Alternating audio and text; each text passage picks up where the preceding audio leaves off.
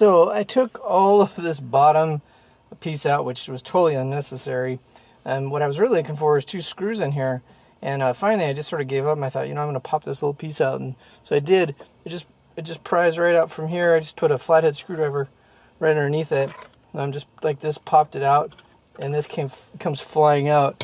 And it has 2 clips on the back. So right here and right here.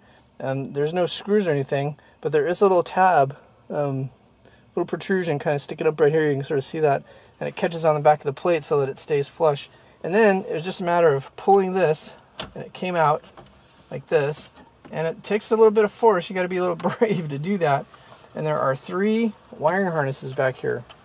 This one, you just move the red bar back, press this little tab, and it'll come right off. The second one is the same thing. The red bar moves back. I'd use a screwdriver to push it from the front to pop that thing back. Press that little tab, and then it will come out. This other one is a little bit different. It will be locked in like this into the thing, in there. And so you got one finger on one side and another finger on the other and push down on this little bar. And when you pinch it, it'll just come right out. But it depresses it just enough to let loose. So you got to fuss with it and put a lot of pressure and then pull it out. Turns out these are star drivers, so we're going to have to use the star driver and see if I can't get this thing to come out, if I've got the right size tool. Well, talk about lucky.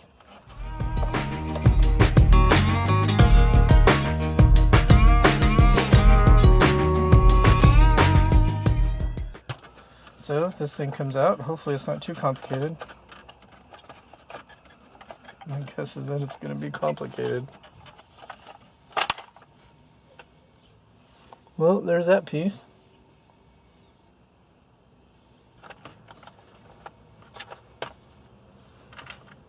So I take the knobs off. I think that's how I'm going to get this thing out of here.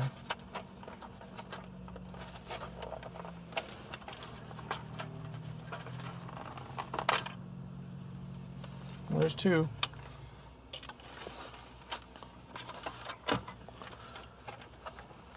And there's 3.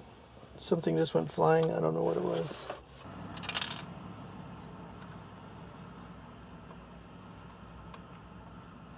Okay. So just trying to study it so I can put this stuff back together. Turns out it's a little more complicated. So here's the 4 lights that light the unit up. So there's this loose piece here. And this moves light around to the different locations of the buttons and the readout. So I had 1, 2, 3, and 4. As I took this little bulb, I took my pliers and I put the tips of my needle nose right in there, gave it a turn, and then pulled it out. It just... Then, what I'm trying to figure out is what's going on with this thing. It's pretty small. There's some fine wire there.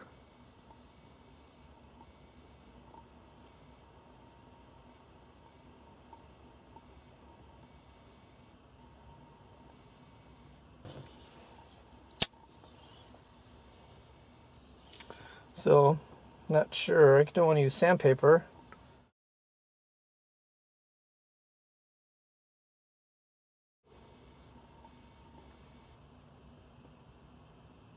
Well, we'll give it a try. So we'll put it back in and just see how it goes. Don't have much to lose. It wasn't working very well anyway. So we're just going to put this back in here.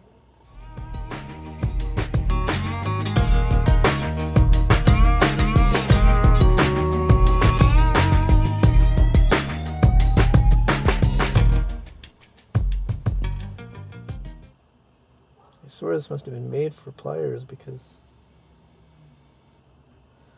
it fits right on there so perfectly. Okay, now I gotta figure out how to put it all back together. That's gonna be the trick.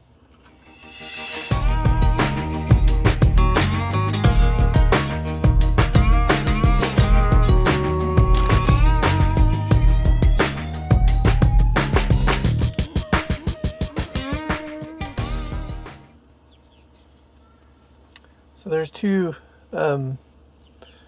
here there are two, well, of course this is the climate control, but there's a power lead, and a power lead, and that's how power gets to the circuit board. So there's two slots here in the board that they belong to, and they go right in, supposedly. We'll see.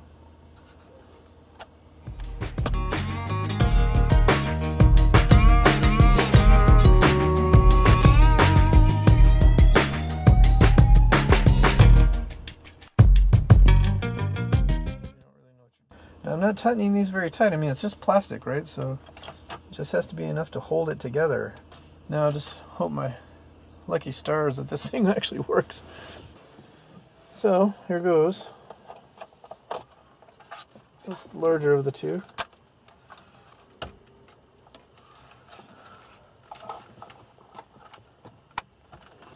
So then, got to put the connector in for the hazard light.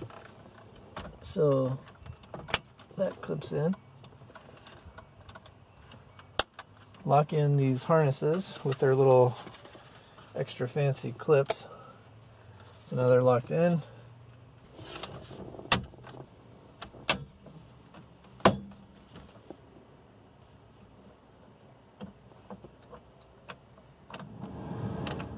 Okay, so here's something to kind of notice.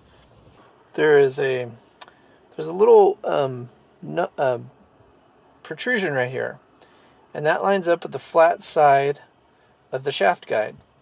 So it's pretty tricky. I mean, it really wants to get in there just right. So the thing about it is the shaft will orient the knob, but then there's also a center plastic piece that needs to be turning.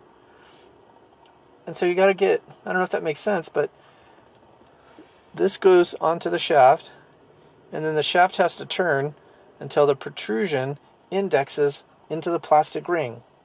So the problem is that you can turn these shafts independent of the ring.